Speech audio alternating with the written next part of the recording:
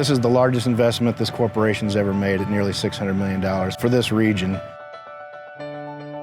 I'm Kirk Ray, the Chief Executive Officer and President of McLaren Greater Lansing. Prior to the announcement, we really had to make a decision on where we're going to build a replacement hospital. And so that gave us the impetus to kind of come look at property in our collaboration with Michigan State, find property that was accessible to the region, and that's where the whole design process was born for one large new campus on 53 acres right here.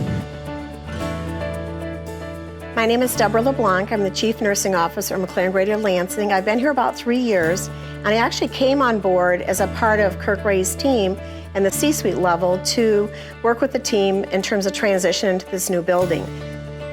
Some of the plans were already started, and part of my role is really to bring the staff, the community, into the planning and designing as we got towards the interior designing in particular.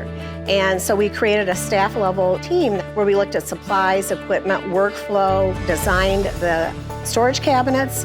They picked what kind of beds they thought worked best. It was very much focused around the design of the staff efficiencies in terms of the work that they were doing in the providers.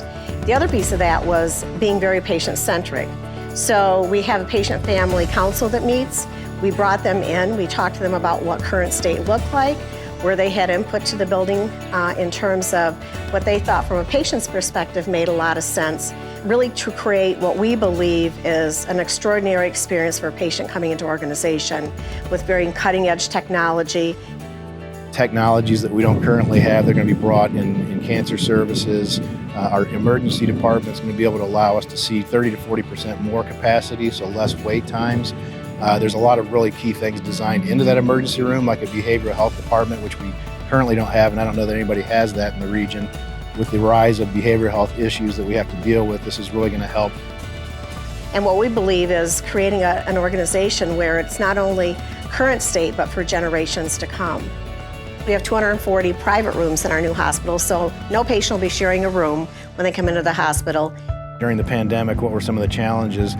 We really had to retool things, and given our owners' representatives' leadership, had us rethink the way some of the things were designed in the project. Things like spacing in our waiting areas and lounges, things like how many return airflow rooms do we have in the hospital. We ended up adding over 30 reverse air isolation rooms so we could have one entire unit accommodate during any type of pandemic and into the future.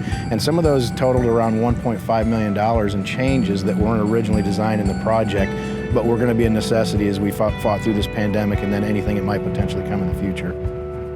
A lot of people don't really know that the project in and of itself is going to continue to grow the number of employees that we're bringing over to this new campus, even though we're consolidating two campuses. Because of the service line development, the enhancement of our ER services, and the growth in those types of services, what a lot of people don't know is that about 2,500 jobs were created to build this new campus. That's all kinds of trades from all over the region, actually all over the nation, coming here to help put this project together and put a stamp on something that's going to remain here for a long time. The team that works here, very family-oriented. I came back here, this is my third time working at McLaren, and I came back here because of the community, the family, staff, and team members that are very mission-driven, and they're here to serve our community, and that's what they will do in the new bricks and mortar that we have here. I really want to thank the Chamber for receiving the Korg Award this year. We're honored to on behalf of McLaren, and can't thank you enough.